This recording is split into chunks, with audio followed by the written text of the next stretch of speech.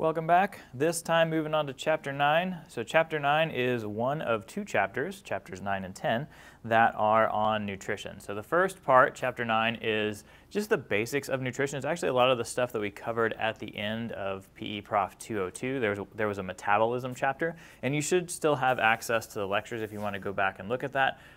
In that chapter, we go into a decent amount of detail about carbohydrates and their structure, amino acids and their structure, and then fats and their structure. And then actually in the in the previous chapter, in chapter 23, I believe, from the anatomy textbook, we also go into the absorption of all those things. So how you absorb lipids, how you absorb amino acids and carbohydrates, etc. So there's a lot of good information if you want to go back and look at that. So I'll try not to duplicate that.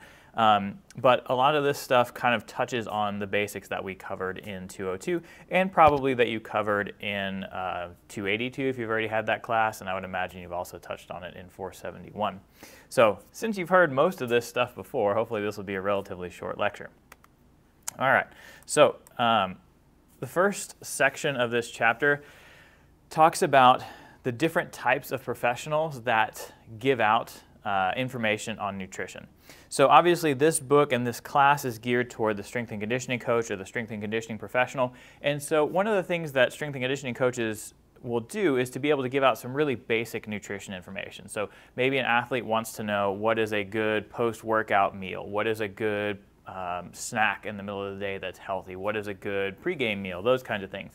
And so the information that you have should be geared toward that. Really specific information about what an athlete should do if they are anemic or if they are deficient in magnesium intake or any other thing like that. So like really specific information related more to like health conditions is something that's kind of beyond the scope of practice of a strength and conditioning coach. So just something to be aware of. Like this is one of those areas many different professions feel like they're qualified to give out nutrition information, and then certain professions like dietitians are rightly territorial about who is able to give out appropriate nutrition information.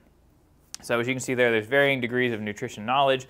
So one of the things the textbook talks about is that there are different certifications, like through the American Council on Exercise, that you can get that are related to nutrition or being a nutritionist that only require a high school diploma in order to obtain that certification. And then there are others from the International Society for Sport Nutrition, ISSN, that they have one that's high school diploma only, and then they have a different one that is undergraduate only, right? And so, are those individuals as qualified to give out health information as somebody like a registered dietitian? So somebody who is a registered dietitian, those programs are switching to be master's entry. I think in the next 2 years you have to have a master's in order to be a dietitian. And so to be eligible for the dietitian exam, it's this combination of appropriate coursework that includes a variety of chemistry, biochemistry, physiology, and then they also have to do an internship that includes a variety of different things like clinical nutrition, so working in a hospital, but also things like food service, so like operating a hospital kitchen or operating a restaurant kitchen, those kinds of things. And then they do other stuff like related to WIC, so women, infants, and children, those kind of governmental programs as well. So they have a pretty broad education, and again, a pretty good science background, and that requires a master's. So just something to be aware of, you have this ACE certification that only requires a high school diploma and being able to pass this test versus somebody who's a registered dietitian who has a master's degree and an internship. I think their internship's like 1,000 or 1,600 hours. It's a massive internship. And then they have to pass the registered dietitian exam. So that's a pretty big knowledge gap between those two levels of preparation. So just something to be aware of. And then if you're giving out nutrition advice, be sure to consider your own preparation, how comfortable you are with your understanding of the macronutrients, the micronutrients, deficiencies, those kinds of things. And based on your level of education and your level of experience, make sure that you're not, again, stepping beyond your scope of practice, that you're not giving out information that you're not actually qualified to give. But again, from a strength and conditioning standpoint, the type of basic information that we can give out is, pregame meal, postgame meal, healthy meals, those kinds of things, increasing fiber intake, that kind of stuff's all pretty straightforward. So building on that then, there are within dietitians, so again, somebody who's gone through, has a master's degree, has passed the registered dietitian exam, they can further specialize and become board certified or a board certified specialist in sports dietetics. So if you work at a big time Division I school, like with the Badgers or Nebraska, Alabama, etc. Nebraska was one of the first schools to employ dietitians. They will work in the athletic department, and then they will for example, coordinate meals during training camp. They will deal with supplements. They'll do all that stuff that's kind of, again, beyond the scope of practice of what the strength and conditioning coaches do. So just something to be aware of are the supports that you have or don't, and how you might direct an athlete's questions. Another way to go, if it's something that you think is beyond your scope of practice, would be to direct them to the team physician. And even high school teams will have team physicians, so that should be pretty easy to find. All right, so basic nutrition guidelines. So there are the dietary reference intakes, or DRIs. So the dietary reference intakes were established by the Institute of Medicine, or the IOM.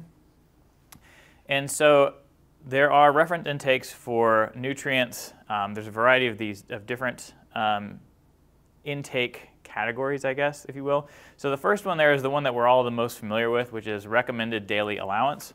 So one of the things about these different intakes is I think I've had to memorize what they all mean and then completely forgotten them at least half a dozen times.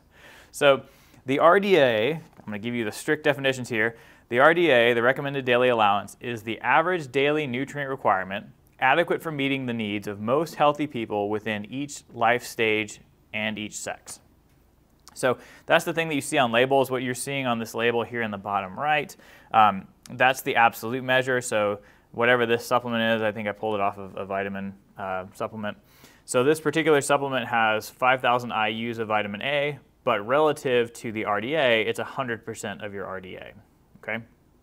So that's what these numbers mean. As opposed to the biotin, it's only 10% of your RDA there. So most often you're going to see RDA. That's the thing that's on all the food labels, is the RDA. But there are others that you'll see from time to time. So the next one down, adequate intake. Adequate intake is the average daily nutrient intake level recommended when an RDA can't be established. And so, you see that on your other supplements, so things that aren't vitamins and minerals. So you'll see that on things like herbs sometimes will have an adequate intake on there.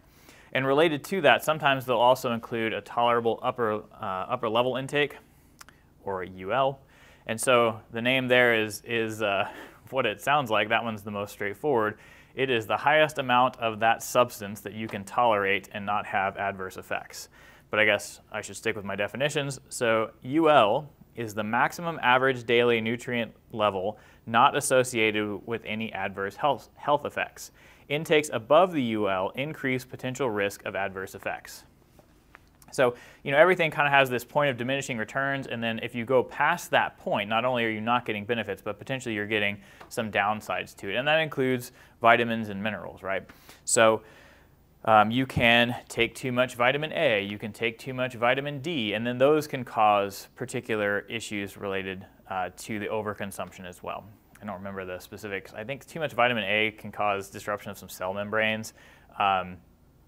Too much of is typically more of a problem with your minerals, so potentially you could take too much iron. Like if somebody, and this happens in kids sometimes they'll get into vitamins and take too many of them, and too much iron can be fatal, right? So that one obviously has an upper level there. But in addition to that, chronically taking, again, too much vitamin A or E, et cetera, can have those adverse effects. Again, as far as vitamins go, it's particularly the fat-soluble vitamins, which are A, D, E, and K. If you take too much of those, because those we can store, then those are the ones more likely to cause problems. And typically, vitamin A is the one I'm most aware of people consuming too much of that. In part because vitamin A is in a pretty high concentration in your brightly colored fruits and vegetables. So things like carrots obviously have high levels of vitamin A, and a lot of people eat lots of little baby carrots, like as a snack or as a side. And so it's easier to get too much of vitamin A than some of the others. The estimated average requirement, or EAR, is the average daily nutrient intake level considered sufficient to meet the needs of half of the healthy population within each life stage and sex. So there's the definition of that one. Again, from a practical standpoint, the RDA is the one you care about because that's the one that's on every nutrition label. And so one of the things that the textbook talks about too is Choose My Plate. So Choose My Plate, and you can see that's the website, choosemyplate.gov. It's from the U.S. Department of Agriculture. And so Choose My Plate replaced the old food pyramid. Actually, the food pyramid is so dated, I don't know if any of you all will have ever seen it. But Choose My Plate is a little graphic of a plate, and it has on there things like fruits, vegetables, proteins, fats, and then it'll also have dairy as a separate little cup there. And so what that graphic is meant to depict is, in looking at your plate, what proportion of it should come from each of those categories. So how much of it should come from vegetables versus starches versus proteins, that kind of thing. And so if you want something a little more measurable than that graphic, so here are the recommendations in terms of things that you can weigh. So let's see, for males between the ages of 19 and 30, so their estimated calories, about 2,400. Now, obviously, if you are an athlete, that can go quite a bit higher. You know, elite level Olympic athletes will get up closer to 10,000, but people who are sedentary may be even a little bit lower than that. Not much, but a little bit lower than that. So this average guy, 19 to 30 years old, who doesn't really do anything, should get 2 cups of fruit per day, 3 cups of vegetables, and then 8 ounces of grain, so half a pound. One of the things that's usually surprising is protein. So serving of protein, and I don't know if I've mentioned this in a previous class, I'm sure. So my wife is a dietitian, which is why I know about them. But an actual serving of protein is about the size of a deck of cards. And so if you think about a piece of chicken or a piece of steak that is about the size of a deck of cards, that's pretty small. So with just a couple of those servings, you'll easily hit the minimum protein requirements for a sedentary individual. And then you can see the dairy and the oil here. So if you wanted to measure, that's one of the ways that you can do it. Or you can look at amount per week. So again, sticking with males 19 to 30, 2 cups of dark green vegetables per week. So that includes things like broccoli, kale, spinach, all your leafy greens would fall into that category.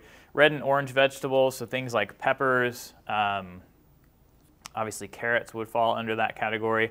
So we want 6 cups of those per week. Beans and peas, 2 cups. Starchy vegetables, so things like potatoes and corn would fall under that category. 6 cups of those, and then your other vegetables, 5 cups.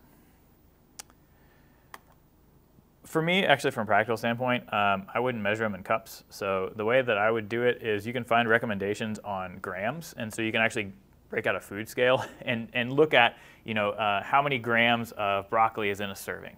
Because another thing that you'll see as far as the recommendations go, just for your own knowledge, will be related to, you're supposed to get 5 servings of vegetables, right?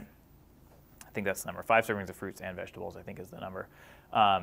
And so for me, it was always easier to be like, okay, I'm going to eat this broccoli. How much is in a serving? All right, it's however many grams that is, and I'll weigh that out, right? So if you want to really make sure you're hitting those numbers, that's I think, the most user-friendly way to do it. Now, that said, it's pretty tedious and takes a lot of planning to actually go through and measure out those things. But that's probably, if you're having an athlete, keep a food log, they're going to have to learn how to do that if you want to make sure that they're hitting their appropriate servings and that their estimates are accurate. So one of the things, when people are self-reporting, I mentioned that a serving of protein is the size of a deck of cards.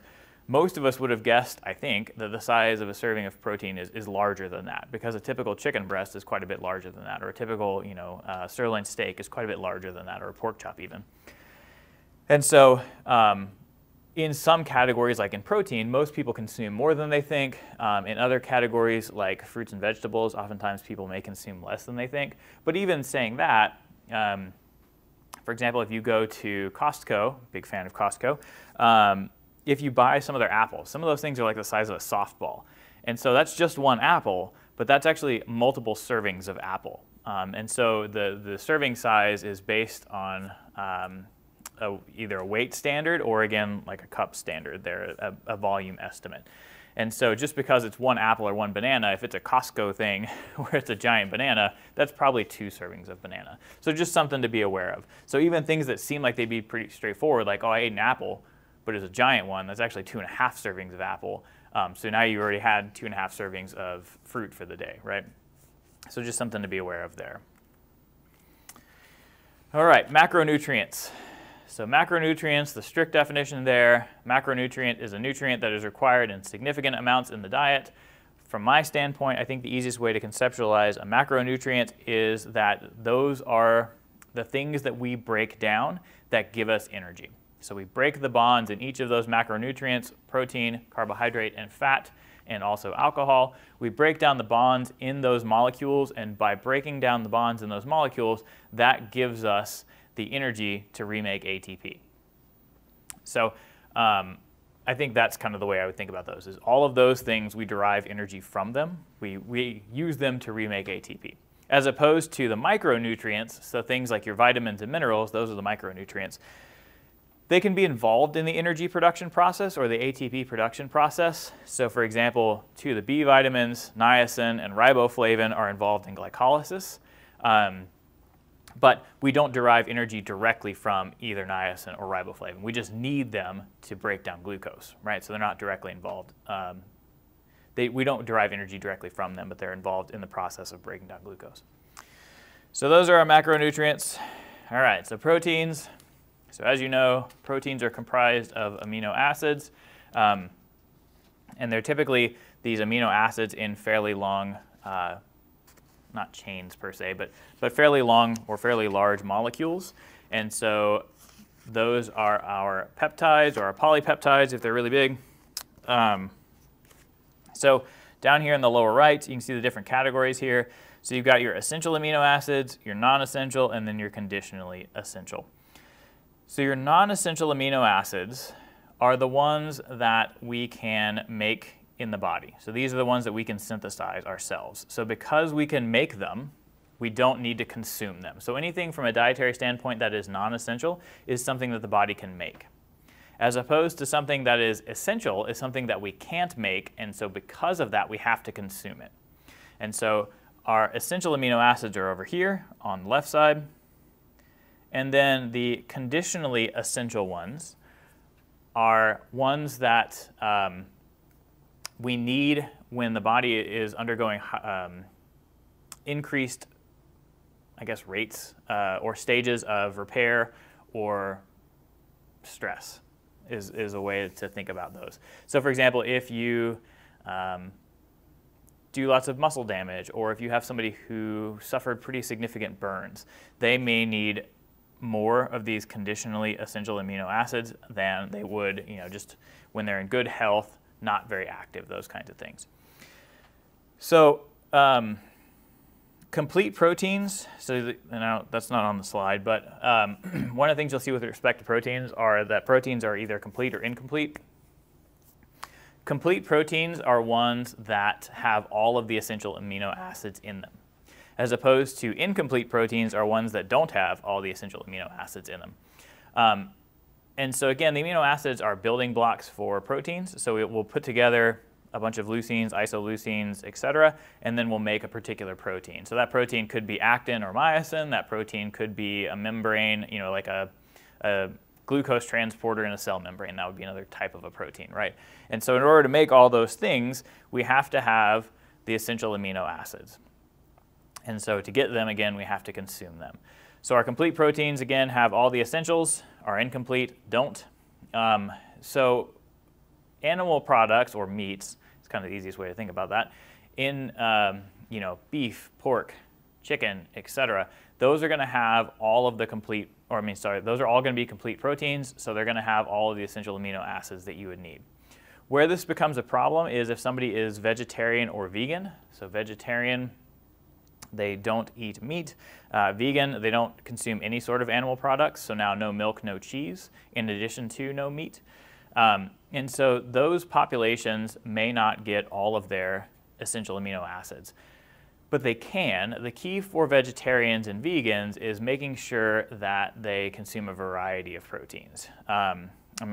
yeah, well, that too. A variety of proteins, but a variety of foods, right? So for example, if you consume beans and corn, so both of those have some amino acids in them, some essential amino acids in them, and if you consume both, beans and corn, then between the two foods, you'll get all of the essential amino acids so that you get a complete protein. Same concept with like red beans and rice. So between those two things, between those two vegetables or plant products, you'll get all of the essential amino acids.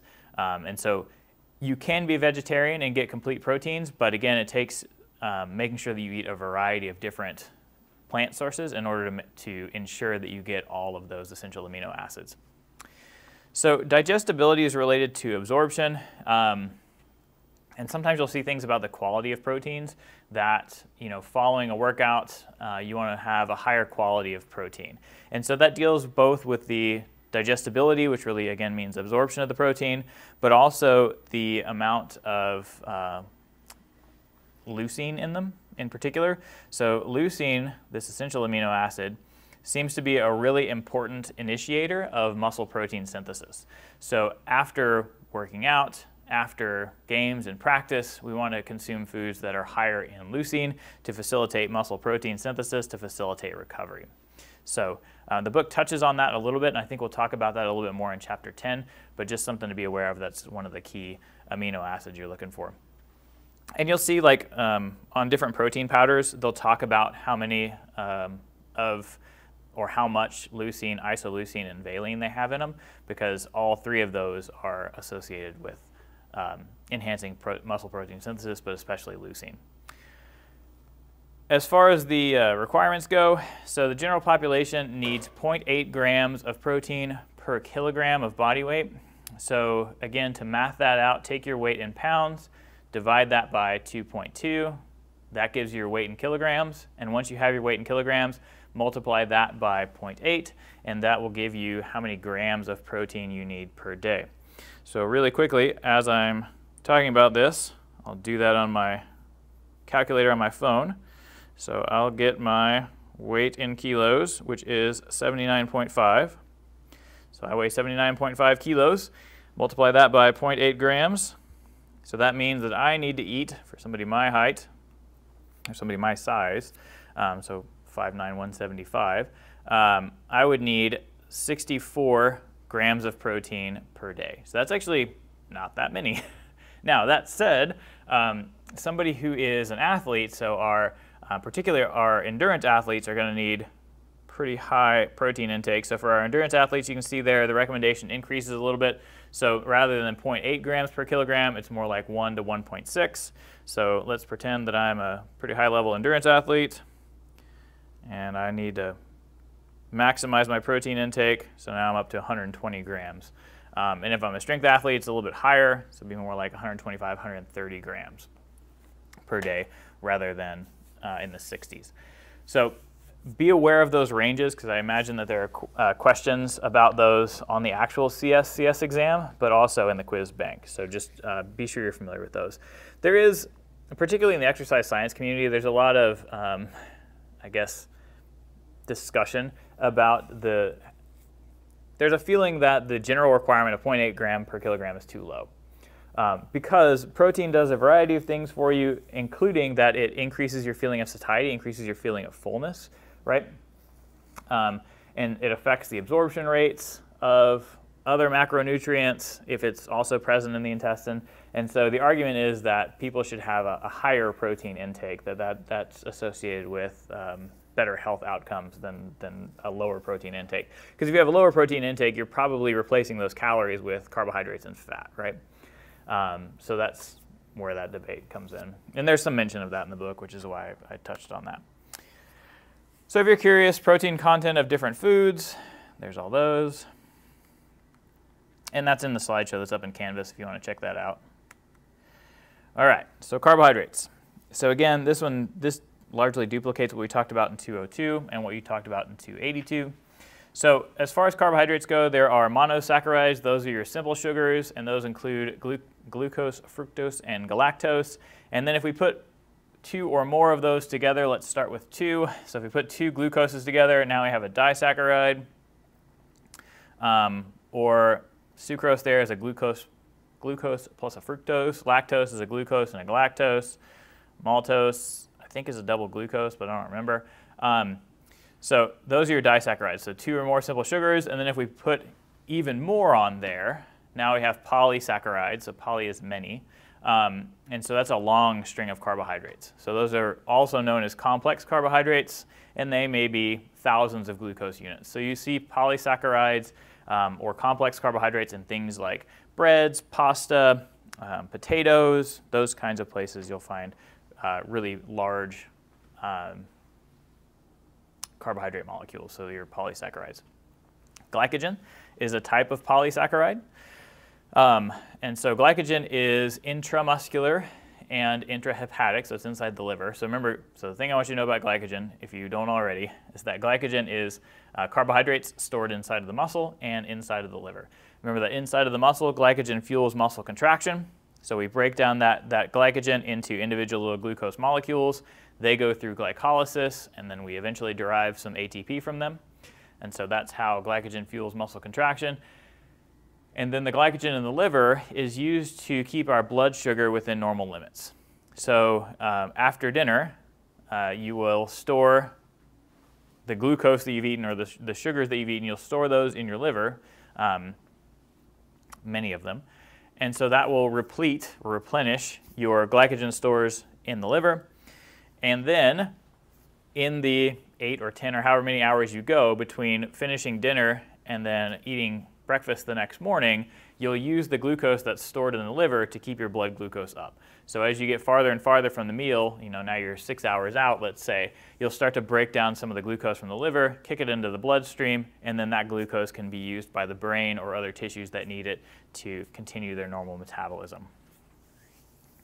Glycemic index, what it does is to look at how quickly carbohydrates move into and out of the bloodstream. So technically, it classifies a food by how high and for how long it raises blood glucose. So your high glycemic index foods over here, so the high score, there are things over 100, but kind of the baseline score for glycemic index is 100. And so that is, white bread is 100. And so white bread is basically straight glucose. We absorb white bread really quickly into the blood, so it causes this really rapid, really pronounced spike in blood glucose, which then causes a really rapid release of insulin and then a quick drop in blood sugar. So things that are high in glycemic index or high glycemic index foods are absorbed really quickly. They cause a big spike in blood sugar, big release of insulin, and then they get pulled out of that glucose gets pulled out of the blood really quickly, and so you see a big drop in blood sugar as well. So at the other end of things are low glycemic index foods, so things like beans and lentil. I don't know why they put ice cream on there, but again, so these kinds of things, because they have carbohydrates in them, but they also have fiber and they also have protein. And so the addition of those things, of fiber and protein, and then in some other examples here, like the yogurt or the milk or the ice cream, the addition of fat, that sort of slows down the access to the carbohydrates. I guess the best way to say that is it slows down the absorption of the carbohydrates. And so they don't move into the blood as quickly. Because they don't move into the blood as quickly, you don't see such a big spike in blood glucose, nor do you see such a big release of insulin. So you also then don't see the big drop-off in blood glucose on the other side. So your low glycemic index foods are digested and absorbed more slowly. Your high glycemic index foods are digested and absorbed really quickly. From a practical standpoint, why glycemic index matters is that if we have an athlete who is post-competition or post-workout, we want them to consume high glycemic index foods. We want to get glucose into the blood so that we can get it into the muscle and we can start rebuilding our glycogen. So that's when we want high glycemic index foods is in recovery. And then kind of the rest of the time, we want more low glycemic index foods because that increases the feeling of satiety. When your blood sugar drops off, sometimes people feel shaky, they feel weak, they feel all those kinds of things, but not always. But at the very least, when your blood sugar drops, you're going to feel hungry, right? And so you tend to consume more if you have these big spikes and drops in blood sugar than if you don't. And so we usually want, like the rest of the day, again, other than post-workout, we want athletes consuming mostly low glycemic index foods to increase satiety, to keep them from consuming too much, to help them regulate body weight. Unless, and obviously this would change. If you have an athlete that's trying to gain weight, an athlete who is undergoing periods of really high volume training, that'll shift around some, but just kind of as general advice, that's usually the way it goes. Glycemic load. The difference between glycemic index and glycemic load is that glycemic load takes account of serving sizes. And so to get glycemic load, you take the available carbohydrates per serving, multiply it by the glycemic index, and then divide by 100. And that gives you the glycemic load. I don't see that used much, but there might be some questions about it, so that's what glycemic load is. Fiber. So fiber is a structural polysaccharide, so a structural carbohydrate in plants, right? So it's cellulose is the primary structural polysaccharide in plants. So fiber is indigestible, and so it's if you think about plants, it's like the plant stems. It's the different I don't know. It's been so long since I've had botany kind of stuff, but it's the different parts of the leaf that you can't digest, right? Those are your fibers. And so the recommended intake for fiber is 21 to 29 grams per day for women, and then 30 to 38 grams per day for men. Most people don't hit that. That's quite a bit of fiber. I think the most recent thing I saw on that was that average intake for men was like 15 grams, maybe. Yeah, I think it's around 15 grams. So about half of that is what most people get. The utility of fiber increases satiety, so you feel full for longer. It also slows the absorption of carbohydrates. So again, we avoid those big spikes in blood sugar. So that's helpful. But fiber is one of the things we want our athletes to avoid too much of it pre-competition, because that can cause bloating and gas and gastrointestinal distress. So we want to not minimize it pre-competition, but we don't want to consume a lot of it pre-competition. In terms of, so the second bullet point there, so this level of fiber may be excessive for some aerobic endurance athletes. So things like running, one of the reasons that running is healthful is that it promotes things moving through the gastrointestinal tract. Athletes who run all the time are more regular. They have more frequent bowel movements. And so because of that, if they're consuming lots and lots of fiber and they're running 60 miles a week or 100 miles a week, that combination of things may be too much. So just something to be aware of there. So carbohydrate requirements, again, this is kind of like the protein requirements. Make sure you're familiar with the numbers. So our endurance athletes, so that athlete who's running 60 to 100 miles a week, and even lower, really probably 30 or more, we want them to get 8 grams per kilogram of body weight of carbohydrates. And then for our strength or sprint athletes, so your soccer players, basketball players, weightlifters, etc. So the second bullet point there is a broad category. That's a lot of different types of athletes. But those athletes are going to get 5 to 6 grams per kilogram per day. And then if you want to math out how many calories that is, you get 4 calories per gram of carbohydrates. Fats, again, this duplicates what we talked about in 202 and 282. But just briefly, if you don't remember, so that's a fatty acid. And this particular one's a saturated fatty acid. So here's the little glycerol backbone.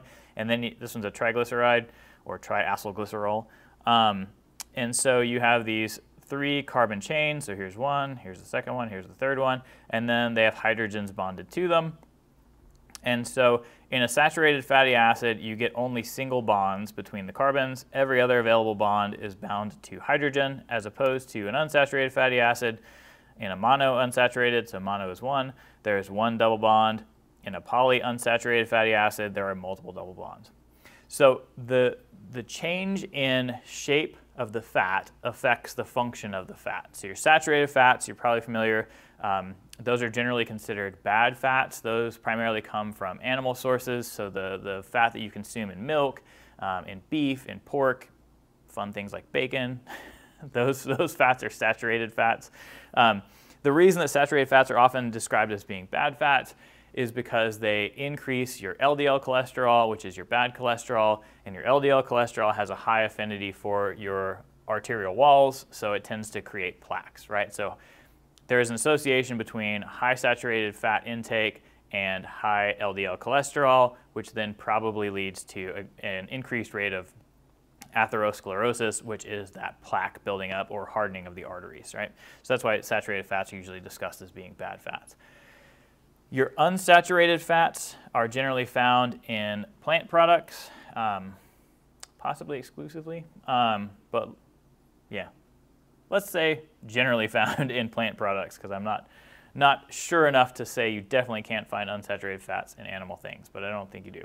Anyway, so your unsaturated fats you find in different plant oils, so things like peanut oil. You find them obviously in nuts and avocados. So your plant sources of fat are your unsaturated fats. The calories of fats, quite a bit higher than in carbohydrates or protein. So for fats, you get 9 calories per gram. So fat is a really efficient source of energy. We can get lots of ATP from it, which is good and bad. So it's good because it can fuel low intensity exercise or relatively low intensity exercise for a really long time, for hours and hours and really days and longer. But the trade-off there, of course, is that if you're trying to lose fat, it's hard to get rid of because it's such an efficient energy source. So there's the trade-off there. In terms of its relationship with cholesterol, I mentioned that with your saturated fats that it tends to increase your LDL, and so that potentially is bad. Fat and performance, we store fat inside of the muscles, so you have intramuscular triglycerides. And as mentioned, fat's a really efficient fuel source. So, the example when we talked about the different energy systems was that for a molecule of glucose, you get something like 32 grams, or 32 ATP molecules, not grams, 32 ATP molecules for every glucose molecule, right? Or 32 little ATPs for every glucose molecule. And then for your typical fatty acid, it was more like 120. So 4 times as much ATP from a fat molecule as we get from a glucose molecule. And so again, fat's a really efficient energy source, but breaking fat down requires oxygen, so we can't break down fat anaerobically, and it takes a long time. And so because of that, we use fat as a fuel source for low intensity exercise. So, most of our activities of daily living, when you're just kind of, walking around, going from class to class, sitting in class, fat's your primary fuel source for that, because we have we have a low rate of energy expenditure, and so because of that, it's pretty easy to use fat for that. As we shift to higher intensities, we need something we can break down faster, which is glucose. And so as we shift to higher intensities, then we shift to using glucose as our primary energy source. But that said, with training adaptations, so hopefully you'll remember that like with endurance training, in trained muscles, you'll get more mitochondria, more capillaries, more citric acid cycle enzymes. And so with training, then you're able to use fat at higher intensities. So whereas an untrained person will shift from fat to carbohydrates around 55% of their aerobic capacity, you'll oftentimes see a pretty pronounced shift. Your highly trained endurance athletes can use fat up to more like 70% of their aerobic capacity as a primary fuel source. And so you get better at using fat the better conditioned you are. Which is always kind of counterintuitive, because you'd think that somebody who is deconditioned and has a lot of fat, like adipose tissue, would be able to use that really efficiently. But sort of the counterintuitive thing there is that somebody like that who has, let's say, excessive adiposity, who has lots of adipose tissue, they're actually not as good at using it as somebody who is a really well-conditioned athlete. The athlete is much more conditioned and much more able to use fat as an efficient energy source. So there's your macronutrient guidelines. So how much you're supposed to get of each of those things. So that's a handy little table to have up when you take the quiz, or have available to you when you take the quiz. All right, so let's talk about micronutrients. So micronutrients include both vitamins and minerals. So you can see what vitamins are there. We need them in very small amounts, so rather than grams, really small units of measure like international units, IUs. So we typically don't need near as much in terms of total quantity of vitamins like we do with our macronutrients. So there is a helpful table there. So the different vitamins, what they do, actual food sources. So rather than supplementing, if you wanted to get them from food, because that's, every nutrition thing ever talks about that whole food sources are preferable to supplementation. We want to encourage our athletes, we want to encourage people in general to get their nutrients from whole food sources, to make sure they're eating a variety of foods, all that kind of stuff, that's preferable to a supplement. And so these all have, or this third column then, has the different food sources, and then there's the recommended intakes, and then the upper limit for those that have them. So for example, I was talking about the upper limit of vitamin A earlier. You can see the upper limit there. So for males, 3,000 micrograms, which is quite a lot. And then vitamin D, the upper level is much higher. Well, actually, I don't know how micrograms compare to IUs, if I'm being honest. But anyway, the typical vitamin D supplement is 1,000 IUs, so you'd have to take, for a male, 4 of them. So that's quite a bit. For some of these, you almost have to go out of your way, I guess is where I was going with that. Now, that said, for some of these B vitamins, so there it is. So some of these, like B12 and some of the other B vitamins, you'll see in these huge doses, like in energy drinks, where they'll have 1,000% of one of the B vitamins or vitamin C. So remember, A, D, E, and K are fat soluble, meaning we can store them in our fat and we can store them for a long time. The rest of them are water soluble, meaning that we can't really store them very effectively and we can't store them for very long. So if you over-consume them, you tend to just excrete them. And so that's why things like energy drinks will have these massive doses of the different B vitamins, is because it's really hard to have somebody hit their upper limit on those because you excrete them so quickly. So just in case we're looking at your can of Red Bull or whatever and wondering why they have such high doses of the B vitamins, that's why. And the other part of the rationale is that the B vitamins are involved in things like glycolysis. So you need them to produce ATP, and so the idea there is that if you're deficient in them, if you have more of the B vitamins, you'll be more efficient at breaking down the macronutrients, which then you'll feel more energetic. That's the underlying rationale there. All right, minerals. So our minerals, the big ones you'll see, iron. So with iron, again, talked about this. Actually, we talked about this in 2.0. No, this was 2.02 as well, because we talked about it with the blood. So iron is a primary constituent of both hemoglobin and myoglobin. Hemoglobin is the molecule inside of your red blood cells that binds to oxygen. Myoglobin is inside of your muscle cells and binds to oxygen. It's that one I described as a shuttle bus, shuttling oxygen around inside of the muscle cell, inside of your slow twitch fibers. So iron obviously then plays a role in oxygen transport. Remember, with iron, there are 2 forms of it that we can find in dietary sources. So there's heme and non-heme. Heme iron comes from animal sources, non-heme comes from plant sources. And why that matters is heme iron absorption is much higher. If you get iron from animal sources, you absorb as much as 35% of it, as opposed to if it comes from a plant source, it's typically less than 10% absorption. And so again, people who are vegetarians, even though they're going to eat a lot of things, hopefully, like spinach and broccoli and other foods that are high in iron, because it comes from plant sources, they're not going to absorb nearly as much of it. So even though they consume a lot of iron, because of the fiber in those foods as well, they may not absorb very much of it, and so they still might be anemic.